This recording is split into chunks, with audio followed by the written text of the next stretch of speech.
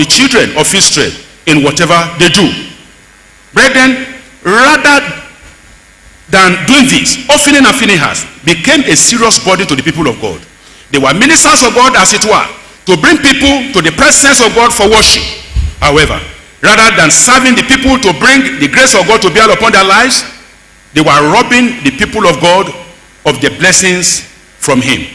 God called and spoke to Samuel to warn Eli, so as to call his children to order to avert the impending doom, instead of yielding to the voice of God by asking for forgiveness and a change of heart, an attitude and of lifestyle. Eli ignored the divine warning, saying, "It is Lord. This third time again, let him do what seems good to him." Beloved, God is speaking to our nation Nigeria through this synod in year 2021 that the leadership of our nation is derailing. God is calling on those in leadership position that through their lifestyle, Nigeria is fast becoming a country heading in a wrong direction that may spell doom for the entire citizenry. In a country where the only news in the media is that of kidnapping, banditry, herdsmen neutrality, agitation for ethnic independence, and yet those in government feel very insensitive to the plight of those who elected them because of the security apparatus around them, God is speaking that those in leadership position should wake up from their slumber. As a matter of urgency, they should wake up before they will be consumed by the evils, tormenting the unprotected common masses on the streets of our nation. God has been speaking to our leaders in this country, but as usual, every message and warning has been given political coloration. Serious call to those in government to do something urgent to salvage the present precarious situation is constantly being rebuffed by those who are feeding fat on the social, economic, and political turbulence in our country. Unfortunately, those trying to strangulate the destiny of Nigeria, they should care to know that nobody can outsmart God. Every evil agenda about this nation will fail. Regardless of those orchestrating the evil agenda presently going on in our country, God will come to the rescue of his people by frustrating the devices of the crafty so that their hands will not be able to carry out their plans.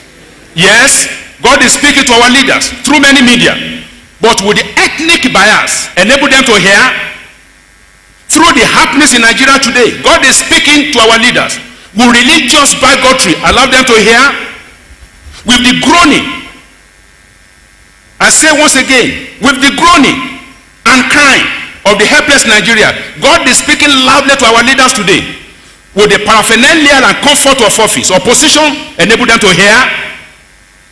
With the Nigeria currency almost the worst in the sub-Saharan Africa, and multinational companies bypassing Nigeria for other African countries because of insecurity and poor power supply, God is speaking to our leaders.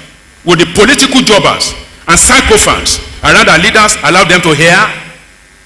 Now is the time for our leaders to brace up and confront the humongous ethnic chauvinism plaguing our nation, driving it forcefully in the direction of total disintegration. Enough is enough. Our leaders have played enough hide and seek games. Nigerians have been taken for granted for too long. The silence of Nigeria should not be mistaken for cowardice. To be forewarned is to be forearmed.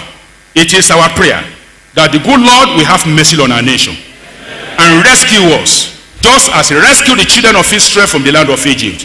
He had done it before, he will yet do it again. Conclusion. God is speaking today. He wants to lead us in the path of righteousness for his name's sake. He wants to lead us beside the still waters to restore our souls. God delights in fellowshipping with us. He delights in our well-being. The reason he has given us the scriptures, all scripture is given by inspiration of God and is profitable for doctrine, for reproof, for correction, for instruction in righteousness, that the man of God may be thoroughly furnished unto good work.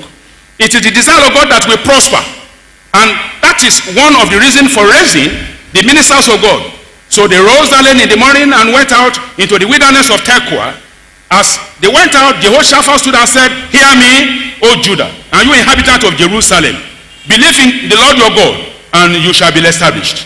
Believe his prophets, and you shall prosper." 2 Chronicles 20:20. When God speaks, he wants to guide us away from danger, keep us under the shadow of his Almighty, and ensure that we fulfill the purpose for which he created us. Today, after such a long time, as it has been said, today, if you will hear his voice, do not harden your heart. Therefore, as God is speaking and calling us at this synod to listen to him, as to live in alignment with his will, let us surrender to him. It is not enough that God speaks. When he speaks, we must be ready to obey him.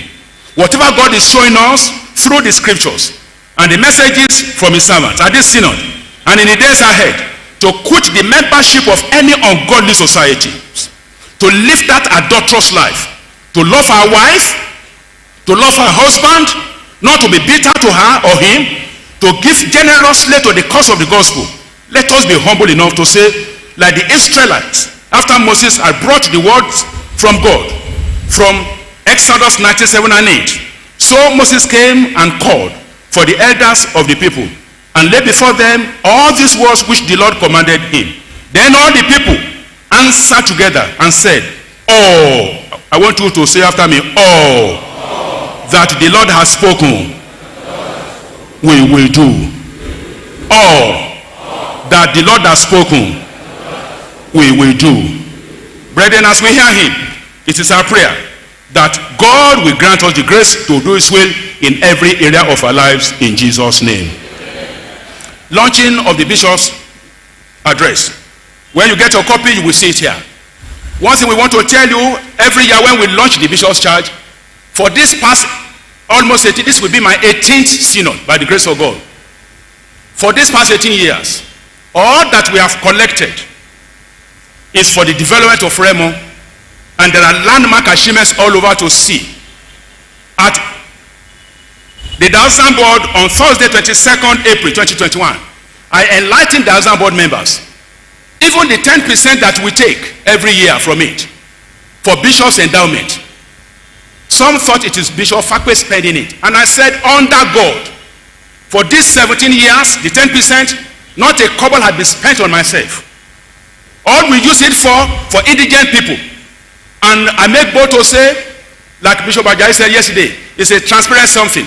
I have all the checks from day one, all the accounts, and I challenge anybody. If you want to, and I say this under God and with my consecration, come and have a look at it. Not a single kobo I have spent on myself for these 17 years. But indigent people, people who are sick, people who had no money for school fees, and that was all that we spent the money for. And we shall continue to do that by the grace of God. And so when we are calling on you to come and launch, it's not for Bishop Fakwe. So some thought all the money Fakwe had been spending all this. They say, no, it's not correct. And thank God, many people equally know. And so when we are launching again today, we want to tell you, we make bold to say the Lord has been so faithful to us in the diocese of Remo. The Remo Anglican House, the Yemi Ogunbi Anglicans, Remo Anglican College, these are the ventures.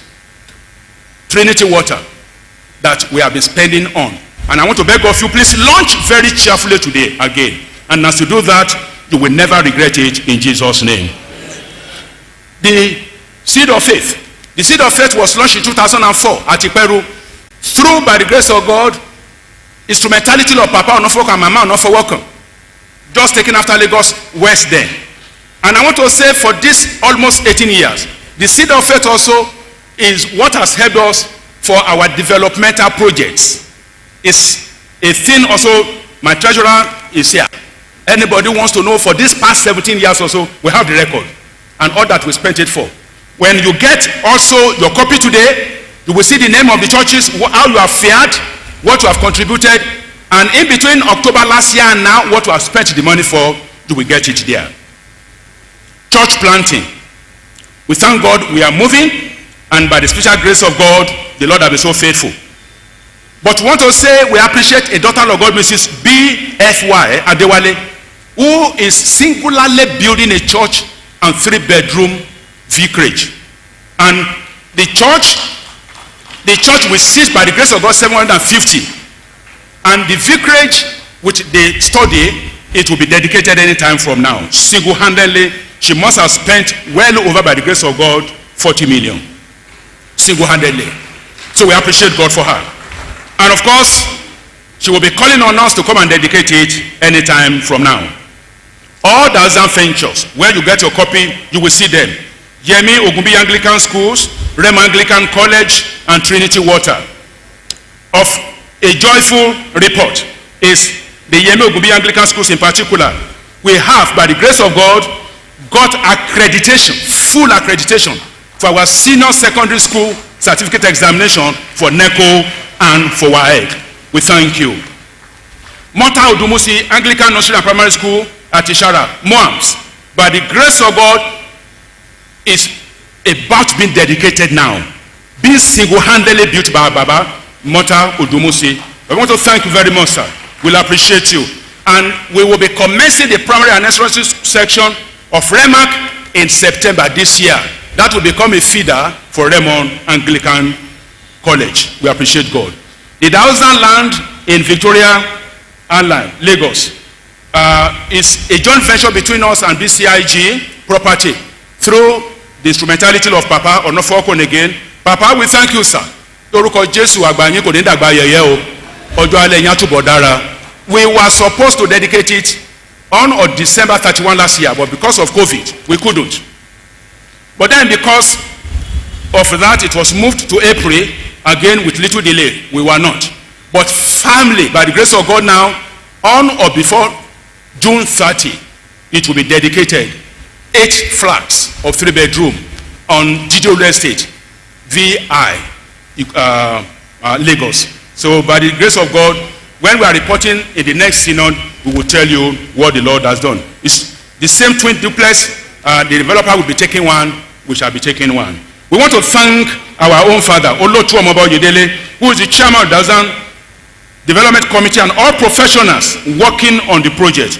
We thank you all. The Lord will bless you in Jesus' name. The Raymond Anglican House